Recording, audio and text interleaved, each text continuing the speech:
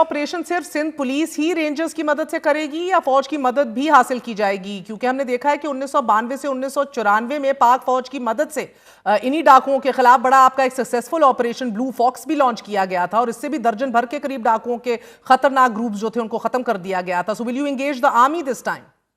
देखिए, फौज की अलग करेगा की जरूरत ना पड़ेगी। और मैं काफी कॉन्फिडेंट हूँ कि रेंजर्स और सिंध पुलिस इसमें अपनी जो कामयाबी है वो हासिल करेगी।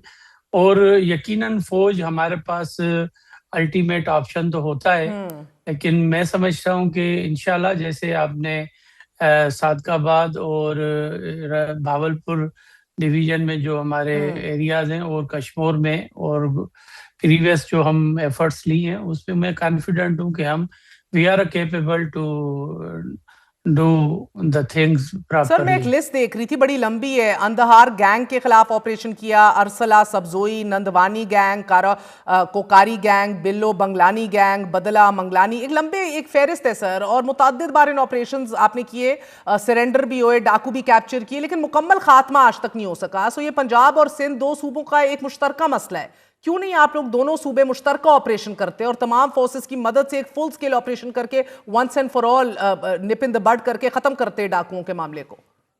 देखिए, इसके लिए तो यकीनन आज भी मैंने अपने आईजी सिंध को भी कहा है और हम अपनी लेवल पर भी इंटीरियर मिनिस्ट्री के थ्रू इस पर एफर्ट्स ले रहे हैं। और अब मेरे हिसाब से तो पंजाब पुलिस और पंजाब गवर्नमेंट इस पर बिल्कुल सीरियस है। और मैं समझता हूँ कि हम जिस लेवल पर सीरियसनेस दिखा रहे हैं, मुझे उम्मीद है कि पंजाब भी दिखाएगा, क्योंकि अनलेस के दोनों प्रोविंस जब तक एक दूसरे के साथ मदद के साथ इनको क्रिमिनल्स को खत्म नहीं करेंगे, इनके खिलाफ ऑपरेशन नहीं होगा, तो हमें फ्रूटफुल नताइज नहीं मिलेंगे। एब्सोल्युटली। और मैं इसके लिए बिल्कुल होपफुल हूँ कि सीएम पंजाब इसको सीरियसली देखेंगी और अपने जो उनकी पुलिस कमान है या वहाँ पर रेंजर्स है या जो भी फोर्सेस हैं वो वहाँ पर सीरियस तरीके से हमारे जो सर बॉर्डर ये आप एरिया है। होपफुल क्यों हैं? कश्मीर राजनपुर घोटकी में डाकुओं के खिलाफ पुलिस और रेंजर्स ने ऑपरेशन किया, मुतअद्दिद डाकुओं को कैप्चर भी किया,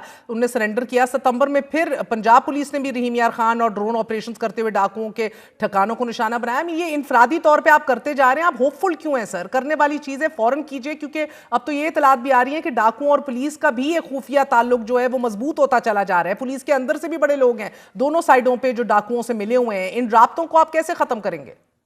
इस पर तो काफी हमने होमवर्क किया है। यकीनन बिल्कुल मैं आपकी बात से मुतफिक हूँ।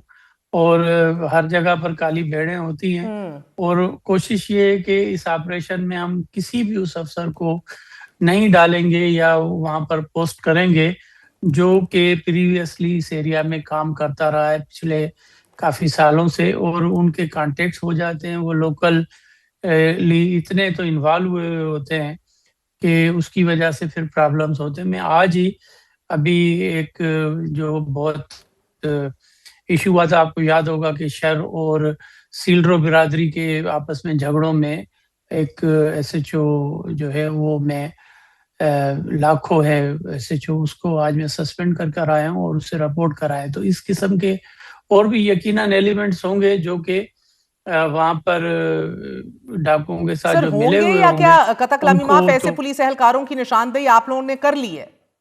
देखिए, यकीनन ये बात छुपी हुई नहीं होती है। यकीनन शॉर्ट लिस्टेड है और नज़र में हमारे। हम तो इसमें ऑपरेशन में सिर्फ एक डिस्ट्रिक्ट को इन्वॉल्व नहीं कर रहे हैं, इसमें हम सक्खर रेंज और लाड़काना रेंज की पुलिस यूज करेंगे, जिसमें हम अपनी जो रिजर्व पुलिस हैं जैसे एसएसयू है या आरआरएफ है उसको भी यूज करेंगे।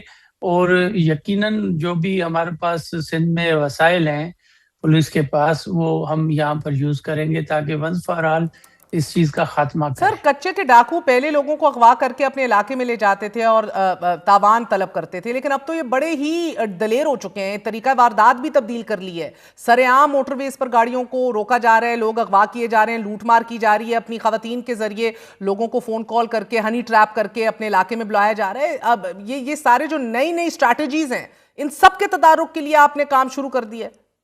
देखें, एक तो जो मेन यहाँ पर इशू हो रहा है वो है हनी ट्रैप। ओके। ये किसी ना किसी लड़की की आवाज में, किसी खातून की आवाज में लोगों को ट्रैप करते हैं और वहां बुलवाते हैं। उसके साथ साथ ये बिजनेस में भी बुलवाते हैं कि भाई ये आप सस्ती चीज ले लें, और मुल्क के तमाम इलाकों से यहाँ पर लोग आते हैं और वो फिर अल्टीमेटली खुद ही उनके जाल में फंस जाते हैं। और अब अनलेस के ये जो वाकया बस वाला हुआ था जिसमें फुलफिल फॉर विद इन 2 और 3 आवर्स पुलिस ने रिकवरी कर ली थी सब मुसाफिरों की, और कोई ऐसा वाकया अभी फिलहाल तो नहीं हुआ है, और मुझे उम्मीद है कि ये वाकया नहीं होना चाहिए। और ये आपको मैं बता दूं कि ये जो एरिया है, अगर आप जोग्राफिकली देखेंगे तो थोड़ा सा डिफिकल्ट एरिया है, और काफी यहाँ पर जो घने जंगल हैं मुख्तलिफ साइडों से, और अगर दरिया अगर छो रिसीट होता है तो उसके बाद झीलें बन जाती हैं, जो भी काफी इलाके पर मुहित हैं वो झीलें। और अंदर फिर यकीनन रिवर बेड भी है, जिसकी वजह से डिफिकल्टीज हैं, लेकिन उन चीजों को असेस किया है आज मैंने मीटिंग में जिया साहब, ये अलॉन्ग एंटी अपने एयरक्राफ्ट सीनियर गने, ये ऑफिसर्स के G3 साथ, राइफल्स, ये आईजी के भारी साथ। असलहा, जदीद तरीन असलहा इनके पास आ कहां से रहा है? जहाँ तक मेरी नॉलेज है तो उसमें टैंक वगैरह तो नहीं है, लेकिन यकीनन इनके पास एंटी एयरक्राफ्ट गन्स भी हैं, और सीरियस किस्म के ये 12.7 है या जी। R75 वेपन है वो उनके पास बिल्कुल हैं, जिसकी वजह से ही वो आप समझते हैं कि पुलिस की इतना डैमेज होता रहा है पिछले सालों में, और पुलिस भी थोड़ी सी रिलक्टेंट रही है। और ये तो आप हमने भी कोशिश की है थ्रू इंटेलिजेंस एजेंसीज भी कि ये जो आ रहा है इसकी सप्लाई लाइन इसको बंद करना है।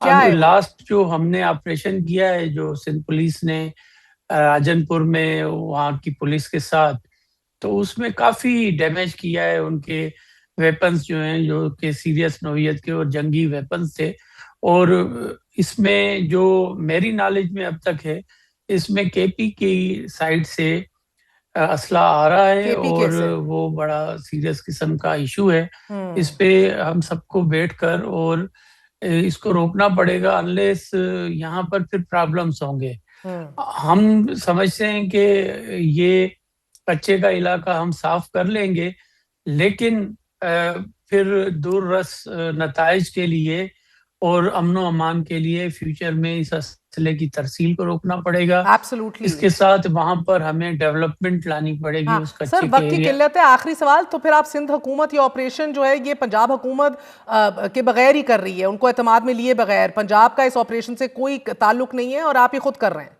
जी हाँ, बिल्कुल, इसमें तो कोई शक नहीं है कि सिंध हुकूमत अपने इलाके में खुद काम कर रही है। अब अगर आप देखेंगे तो जोग्राफिकली जो एरिया पंजाब का है वो भी सिंध की दोनों साइड पर कश्मीर डिस्ट्रिक्ट और घोटकी डिस्ट्रिक्ट के बीच में आ जाता है। हम्म। वो भी हमारे साथ एक बड़ा इशू है, क्योंकि वहाँ पर जोग्राफिकली तो वो पंजाब है, लेकिन एक्चुअली वो सिंध है।